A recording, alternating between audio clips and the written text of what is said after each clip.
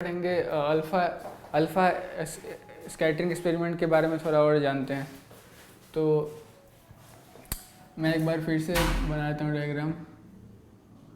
तो इसमें जो था ये गोल्ड फॉयल था और ये था जिंक सल्फाइड का स्क्रीन था ये।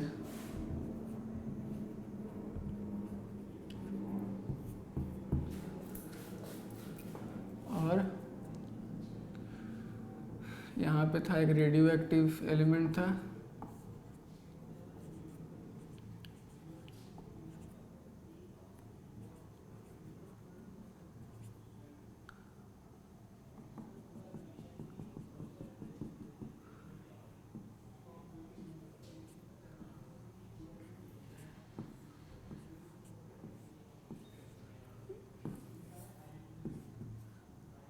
ये क्या थे? लेड ब्लॉक्स, कॉलीमेटर थे ये।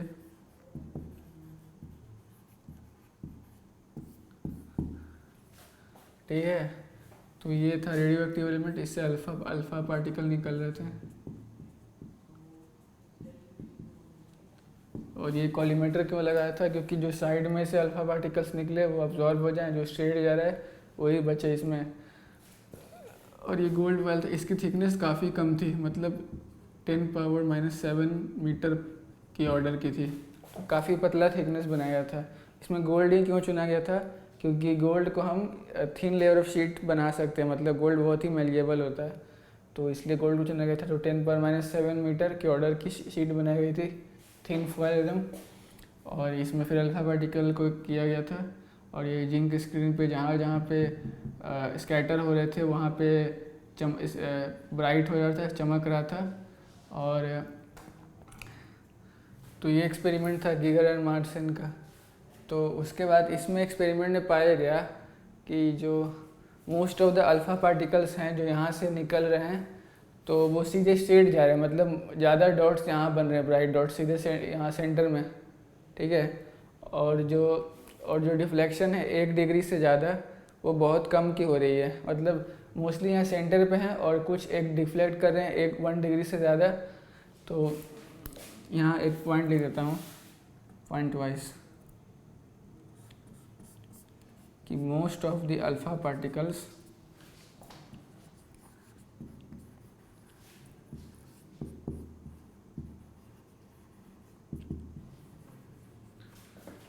Go straight.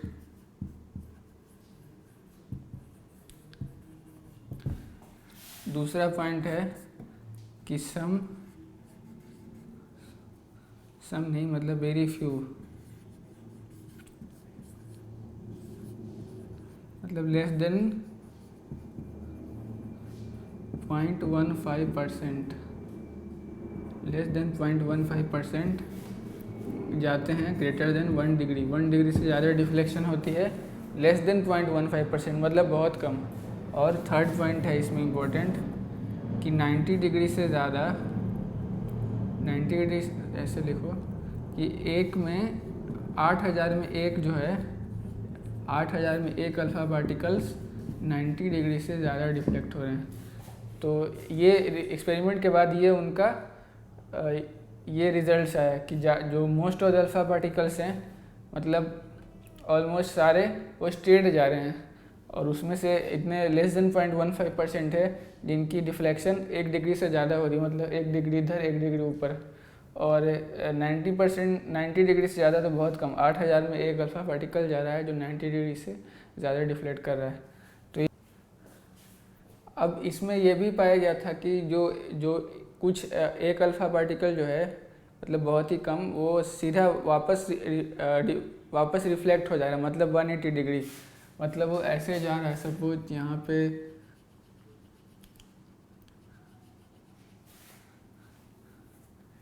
मतलब वो ऐसे जा रहा है, मान लो अल्फ़ा पार्टिकल ऐसे गया और यूं वापस आ गया 180 डिग्री। ठीक है, तो उन्होंने सोचा कि ऐसा स्ट्रॉन्ग डिफ्लेक्शन जो हो रहा है वो किस लिए हो रहा है। इसका मतलब अब अल्फ़ा पार्टिकल तो पॉजिटिव चार्ज होते हैं, उनका चार्ज होता है 2 इलेक्ट्रॉनिक यूनिट 2e, मतलब पॉजिटिव चार्ज होता है 2e, ठीक है। तो ये उन पे चार्ज होता है। तो ये अगर अल्फ़ा पार्टिकल सीधे 180 डिग्री डिफ्लेक्ट कर रहा है, मतलब रिटर्न बैक कर जा रहा है, तो यहाँ ज़रूर कोई पॉजिटिव चार्ज चीज़ होगा, जिसमें मतलब सारा जो चार्ज होगा वहीं पे कॉन्सेंट्रेटेड होगा पॉजिटिव चार्ज। तो ये पाया गया। तो उन्होंने जो कितने एंगल पे डिफ्लेक्ट हुआ और कितने पार्टिकल्स डिफ्लेक्ट हुए हैं इसका एक ग्राफ बनाया था। तो ग्राफ है ऐसा कुछ, सपोज ये है वाई एक्सिस, ये एक्स एक्सिस है। एक्स एक्सिस पे मैं एंगल ऑफ स्कैटरिंग ले रहा हूँ, sorry angle of deflection.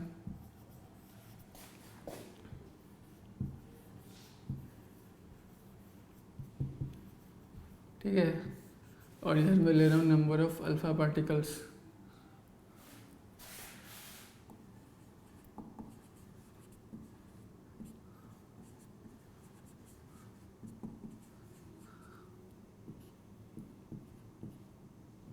Ten power 7, 10 power 6, 10 power 5, 10 power 4, 10 power 3, 10 power 2, 10 power 1, ऐसे। और एंगल ले लो 20, 40, 60, 80, 100, 120, 140, 160, 180, ये सब डिग्रीज में, ठीक है। और ये नंबर ऑफ अल्फा पार्टिकल्स हैं। तो ग्राफ कुछ यूँ आया,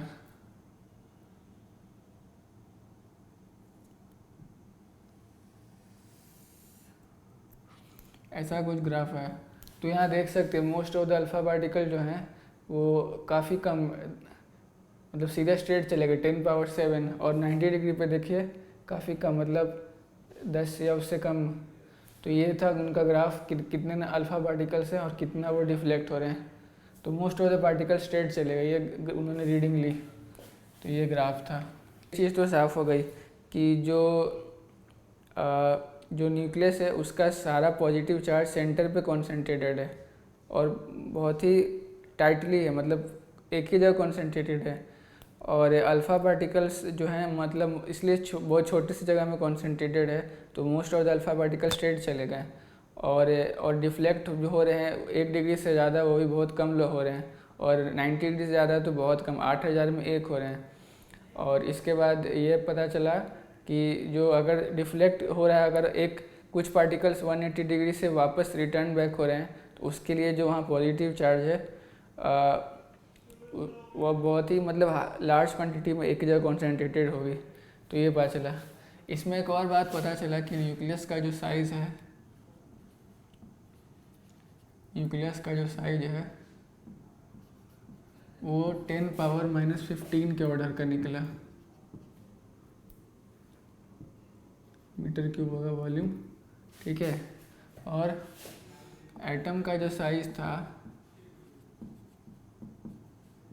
वो था 10 पावर -10 के ऑर्डर का था, ठीक है। तो एटम का साइज इतना था और न्यूक्लियस का इतना, तो न्यूक्लियस तो एटम के सामने काफ़ी छोटा है, मतलब 10 पावर 5 टाइम्स गुना छोटा है। तो बाकी खाली स्पेस कहाँ गया? तो इससे अब बीच में तो सेंटर में कॉन्सेंट्रेटेड था पॉजिटिव चार्ज, तो और बाकी इतना खाली स्पेस बचा है। तो इससे ये पता चला कि जो बाकी खाली स्पेस है उसमें इलेक्ट्रॉन्स रिवॉल्व कर रहे हैं। तो अब इलेक्ट्रॉन्स रिवॉल्व कर रहे हैं तो इलेक्ट्रॉन्स बाउंड्री पर रिवॉल्व कर रहे होंगे। तो उसके बाद मतलब अब एटम 10 पर -10 के ऑर्डर का है और न्यूक्लियस 10 पर -15 के ऑर्डर का है। तो इसका मतलब इलेक्ट्रॉन काफ़ी दूर दूर रिवॉल्व कर रहे हैं जो सेंटर में पॉजिटिव चार्ज है। मतलब जो एटम्स हैं 10,000 टाइम्स डिस्टेंस पे रिवॉल्व कर रहे हैं, ठीक है। और इस एक्सपेरिमेंट में हमने गोल्ड फॉयल जो लिया था काफ़ी थिन लिया था, क्योंकि स्कैटरिंग हो भी तो बस एक बार हो, मतलब मोनो एटॉमिक लेयर का गोल्ड लिया था। मतलब तो यहाँ लिखता हूँ मोनो एटॉमिक लेयर, मोनो मतलब single,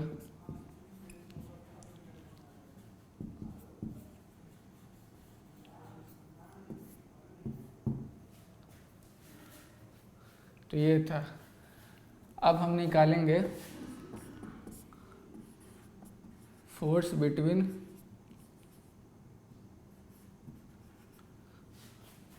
alpha particle and gold nucleus. जो एक्सपेरिमेंट हुआ था उसमें गोल्ड यूज़ किया था हमने। तो अल्फ़ा पार्टिकल जब उसके पास गया होगा तो उसमें और अल्फ़ा पार्टिकल के बीच में फोर्स इंटरेक्शन हुआ होगा रिपल्शन का, तो कितना हुआ होगा फोर्स। तो हमारे पास कूलम लॉ में होता है एक्सप्रेशन कूलम्बिक फोर्स का कि Q1 Q2 upon 4 pi epsilon not R²। यहाँ Q1 क्या होता है, charge of first particle, Q2 होता है चार्ज ऑफ सेकंड पार्टिकल, और 4 पाई एप्सिलॉन नॉट कांस्टेंट है, और R² होता है दोनों के बीच का डिस्टेंस।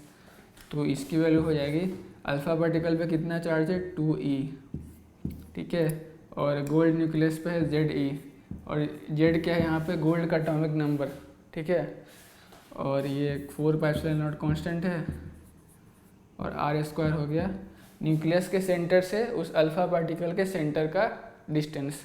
तो ये हो गया कूलम्बिक फोर्स अल्फ़ा पार्टिकल और गोल्ड न्यूक्लियस पे, जो कि रिपल्सिव इन नेचर है। तो ये है रिपल्सिव।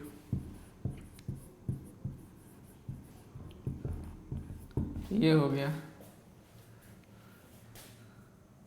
हमने क्या देखा कि जो एक्सपेरिमेंट के बाद ये पता चला कि जो सारा पॉजिटिव चार्ज है वो सेंटर में कंसंट्रेटेड और काफ़ी कम जगह में, मतलब जो टोटल एटम का साइज है उससे 10⁵ टाइम्स कम जगह में कंसंट्रेटेड है। और ये पता चला कि न्यूक्लियस जो है सेंटर में, तो इलेक्ट्रॉन उससे काफ़ी दूर रिवॉल्व करे, मतलब 10,000 गुना डिस्टेंस उससे दूर रिवॉल्व कर रहे हैं। और फिर ये पता चला कि अगर अल्फ़ा पार्टिकल का जो एक्सपेरिमेंट हुआ तो सारे पार्टिकल स्ट्रेट चले गए ऑलमोस्ट, कुछ 8,000 में जो एक पार्टिकल था वो 90 डिग्री ज़्यादा डिफ्लेक्ट हुआ, और जो सीधे 180 डिग्री डिफ्लेक्ट हो रहा है तो उसके लिए वहाँ पे काफ़ी स्ट्रॉन्ग फोर्स लग रहा है जो उसको डिफ्लेक्ट कर दे रहा है, मतलब उसमें बिना पेनिट्रेट किए वापस हुआ जा रहा है, तो काफ़ी स्ट्रॉन्ग रिपल्सिव फोर्स लगा हुआ है, जिसका एक्सप्रेशन हमने निकाला था पहले, कूलम्बिक फोर्स था। अब हम पढ़ने जा रहे हैं, इम्पोर्टेंट टॉपिक है अल्फ़ा पार्टिकल्स का ट्रेजेक्ट्री, मतलब जो अल्फ़ा पार्टिकल्स जो भी एंगल से डिफ्लेक्ट हुए हैं या सीधे गए या फिर 90 डिग्री टर्न किए, तो उनका ट्रेजेक्ट्री कैसे बन सकता है। तो सपोज ये न्यूक्लियस है हमारे पास, ठीक है,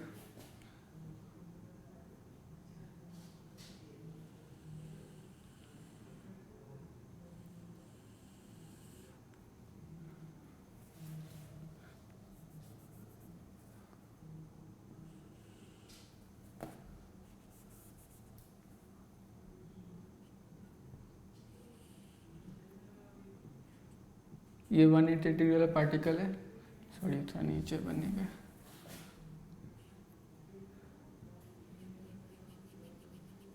ये न्यूक्लियस है, ठीक है।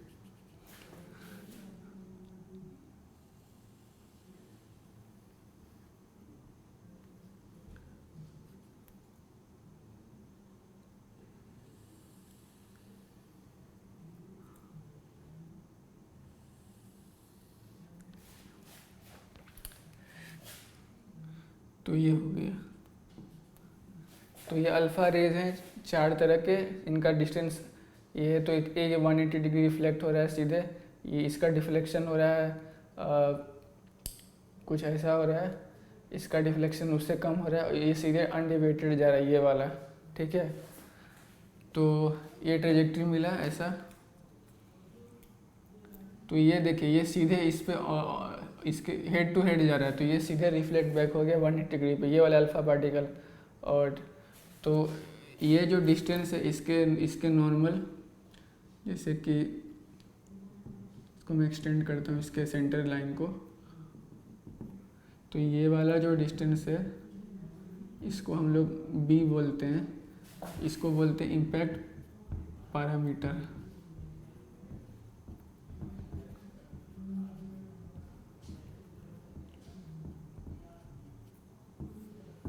तो इम्पैक्ट पैरामीटर क्या हुआ, इसको b से डिनोट करते हैं। तो ये है जो न्यूक्लियस है उसका सेंटर लाइन और जो अल्फ़ा पार्टिकल्स का जो पाथ है, जो मतलब जो अनडेविएटेड पाथ है, जो ओरिजिनल पाथ है, उससे परपेंडिकुलर डिस्टेंस। सपोज ये जो ऐसे आ रहा है, इसका अनडेविएटेड पाथ कैसा होता है, ये होता है। तो इस केस में क्या हो जाता है, इम्पैक्ट पैरामीटर ये डिस्टेंस हो जाती है। ये कैसे आ रहा है, ये ऐसे जाता है अनडिविएटेड, तो इस केस में ये इम्पैक्ट पैरामीटर हो जाता है। और इस केस में कितना है, इस केस में तो 0 है। ठीक है, तो यहाँ आप देख सकते हैं जितना इम्पैक्ट पैरामीटर की वैल्यू ज़्यादा होगी उतना उसका डिफ्लेक्शन कम होगा। जैसे कि ये इतनी दूरी पे इम्पैक्ट पैरामीटर इसका सपोज कुछ डिस्टेंस होगी, मान लीजिए 4 यूनिट्स डिस्टेंस है, तो इसमें डिफ्लेक्शन हो रही है 0। और इसकी मान लीजिए 3 यूनिट्स है, तो इसमें रिफ्लेक्शन कुछ हो रही है। इसकी 2 यूनिट्स है, तो इसमें और ज़्यादा डिफ्लेक्शन हो रही है। और ये एकदम हेड टू हेड है, इसमें 180 डिग्री पीछे चला गया। तो यहाँ पे क्या एक पॉइंट, एक कंक्लूजन हुआ कि इम्पैक्ट पैरामीटर बी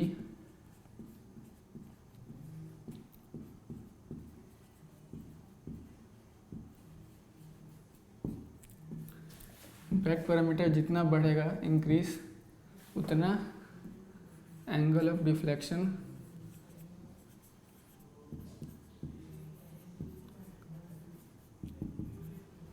कम होगा। तो एंगल ऑफ डिफ्लेक्शन कम होगा जब इम्पैक्ट पैरामीटर ज़्यादा होगा, जितना ज़्यादा होगा उतना एंगल डिफ्लेक्शन कम होगा। तो ये हुआ अल्फ़ा पार्टिकल का ट्रेजेक्ट्री, अल्फ़ा पार्टिकल का ट्रेजेक्ट्री।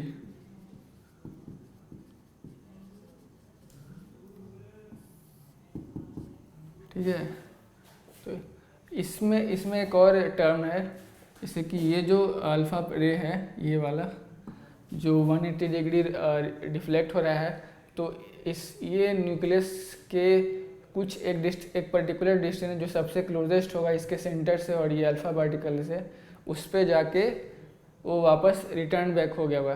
तो उस डिस्टेंस को जो यहाँ से न्यूक्लियस के सेंटर पे है, उसको हम लोग कहते हैं डिस्टेंस ऑफ क्लोजेस्ट अप्रोच। तो ये वाला जो डिस्टेंस है, ये वाला, इसको हम डिनोट करते हैं डी से, और इसको क्या कहते हैं हम लोग, डिस्टेंस ऑफ क्लोजेस्ट अप्रोच।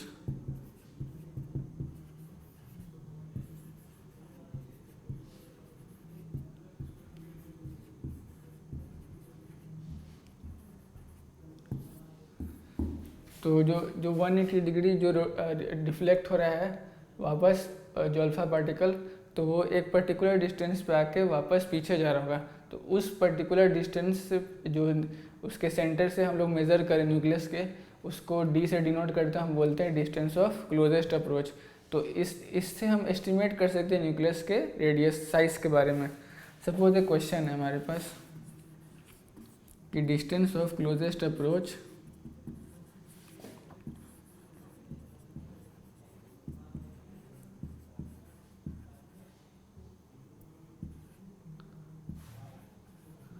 बराबर मान लो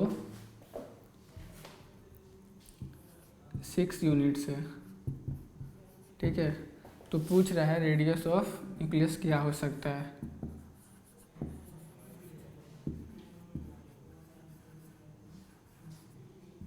ऑप्शन है ए 12 यूनिट्स,